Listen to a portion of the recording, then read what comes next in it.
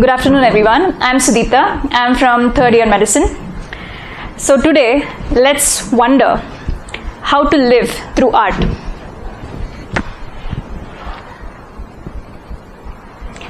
So, we all have emotions. Some talk about it, some write about it, while I paint it.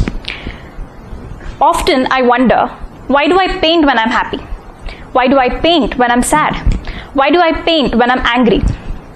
That's when I realized one thing.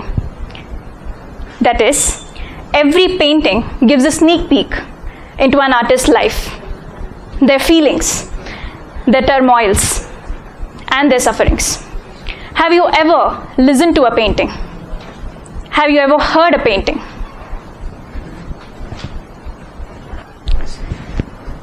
Imagine being in this room and looking out the window.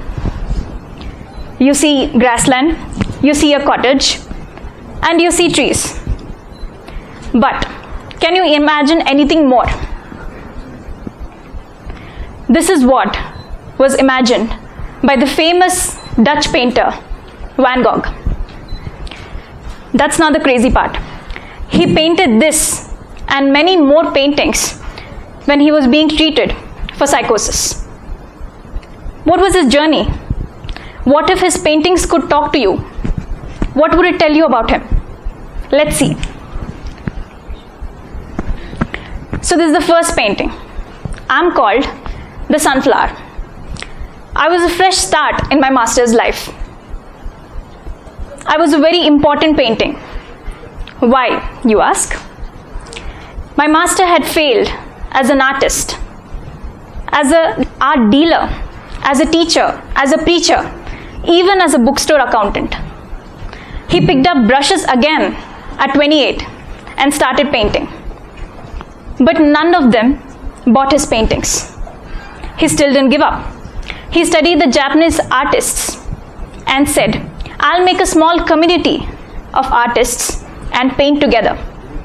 But none of the artists bought his offer.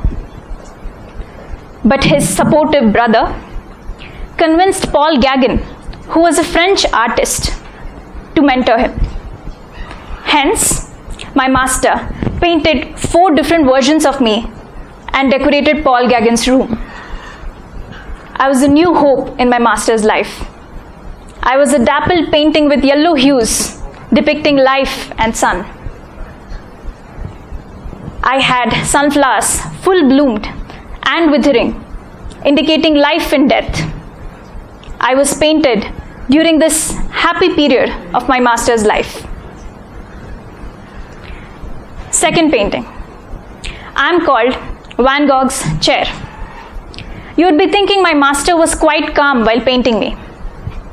But he was going through a rift with his mentor, Paul Gauguin. Paul Gauguin, his mentor, questioned his artistic abilities. He said, draw from your imagination, draw from your memory. But my master disagreed. He had a different artistic philosophy. He said he picks paint and beauty from the subtle things around him.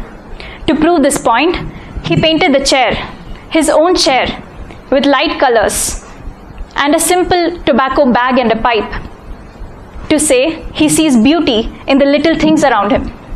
In contrast, he painted Paul Gauguin's chair with bold colors, books, indicating that he was more imaginative, he was more intellectual than him. Hence, I was painted during this time when my master was going through this baffling period where he questioned his own artistic abilities.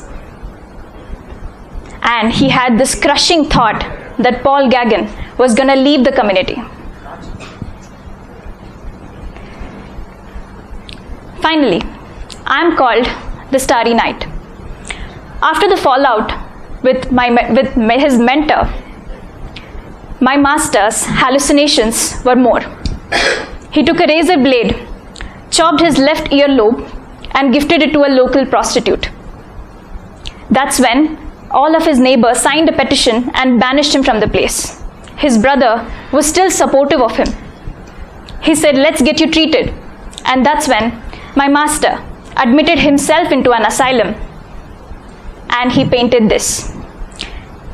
I am the painting of amalgamation of his artistic abilities as a painter, his views on life, and his religious beliefs. He said stars makes him dream.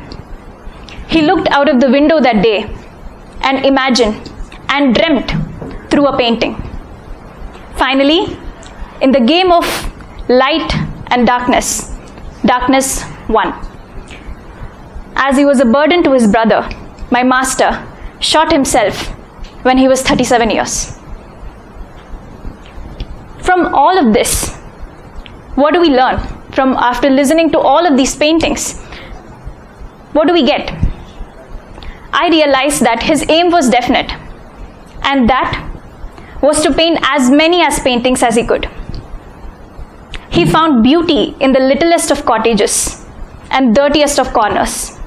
He wanted to reach every lonely artist out there and help them accept themselves and embrace life and live life vicariously through art. I found these paintings and artists on the days I wanted a sense of belonging, when I felt lost and I wanted a meaning in my life.